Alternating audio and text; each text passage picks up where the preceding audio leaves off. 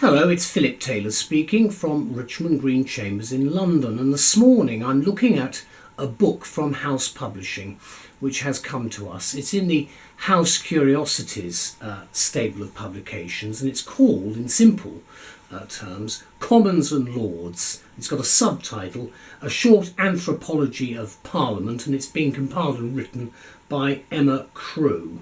As I say, it's part of the Haus Curiosities series. It's a very small little book. There it is there, red cover. And then there's the back. And as I say, it runs to about just about 70 pages in total. There's the front, back, and the side of the back. And some detail about the actual author and the front page. Then that's the list of contents, and you can see the book is very, very short and small. Parliamentary Curiosities, it explains what they are actually about, and it goes all the way through. You can see, there we go, we're halfway through the book there. You can see it's just flowing text all the way through. Then there are some extremely useful notes right at the back as sort of justification, if you like, for some of the statements made. And this is part of the Haus Curiosities series, and you can see them listed at the back. It's a very interesting little book. It's very easy to read, and I think it's something that many people will find helpful to look at, especially if you have any form of interest in politics. I'm recording this in the last week of the general election campaign in May 2015, so it's rather a topical subject to be looking at. Now, my wife Elizabeth and I have looked at this book, and we've given it a title for our review of some great essays on a very modern parliamentary perspective, which is what Emma has come up with. And then I've given it a subtitle, All You Need to Know in Less Than 70 Pages.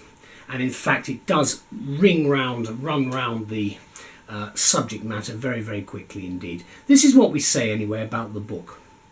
The book's described by The Independent as nifty, and it is. And the Times Higher Education publication goes to the heart of the success of this little book by saying that it can be read in one sitting, in an internet age as well.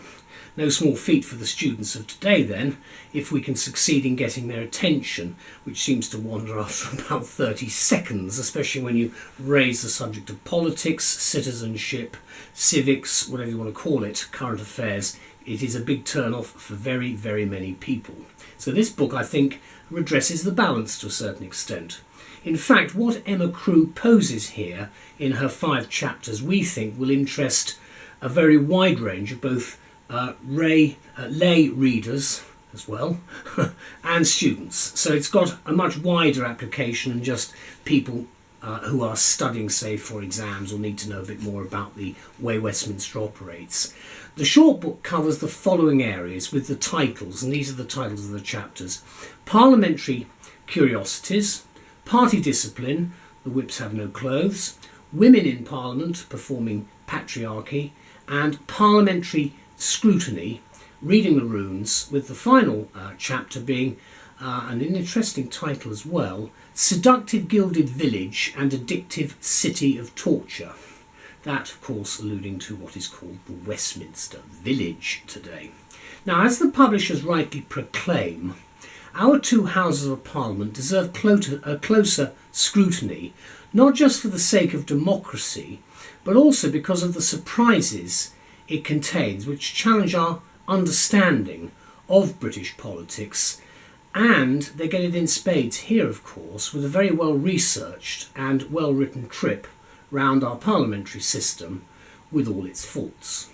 Commons and Lords, therefore, draws back the curtain on both the upper, or the senior, House of Lords, soon possibly to be a Senate under reform, depending on what happens on Thursday the 7th of May, and the lower House of Commons, and they examine the mysteries and unexpected inner workings of both houses. Both houses, of course, are always linked with colour. The Lords for red and the Commons for green. And don't read into this any party political preferences. Not yet, anyway. The book emerges from substantial anthropological casework conducted on both Houses of Parliament Crewe's thesis, part of the Haus Curiosities series, as I've mentioned, gives a surprising twist on how relationships in each section of the Palace of Westminster play out.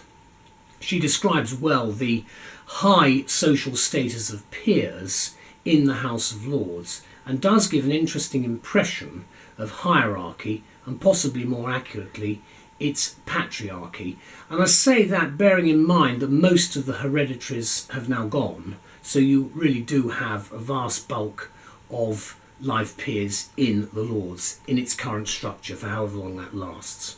For balance then, the Commons delivers supposed impressions of equality and fairness between members, although backbenchers would probably not agree with all of this at all.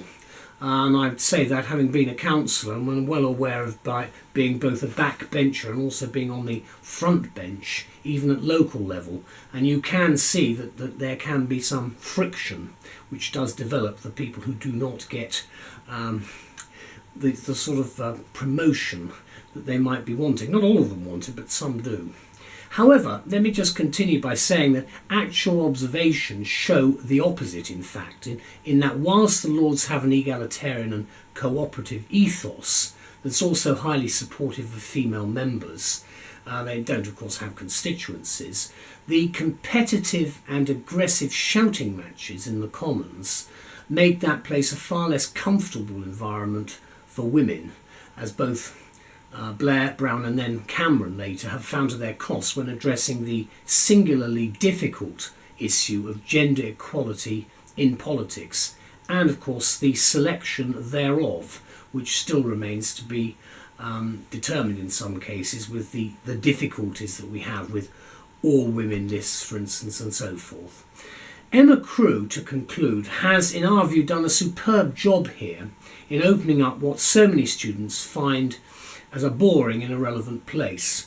You try teaching them the subject and you'll find out, although I've found that the guided tours are wizard because they keep the attention span of those who are attending instead of wandering elsewhere, and because once you get into the Palace of Westminster, it's a fascinating place to visit. Emma also uncovers many surprises and secrets, so I think this book is a short treasure house of modern facts about Westminster, the Palace of Westminster that is, exposing what many consider the sheer oddity of the British parliamentary system. But you make up your own mind, but do get the book, because I think you'll find you won't be able to put it down when you start reading it. Thank you, Emma, anyway. It's a very good book, and thank you, Haus, for publishing it. Let me just show it again. Very small book, there it is. Back cover there, and then just opening it up in the middle, Women in Parliament, you see right in the middle there. And as I say, you have got some footnotes at the back if you're interested in knowing where she got the information from, and at the front you have a little bit of information about Emma Crewe there as an anthropologist at the University of Sussex and the University of London. Thank you anyway to all concerned. It's a lovely little book, and I think the Curiosities series themselves are well worth reading, and they're not expensive either. Something you can read on the train, for instance, but I think the wealth of knowledge is well worth looking at. So thanks to everybody concerned for doing it. Bye bye.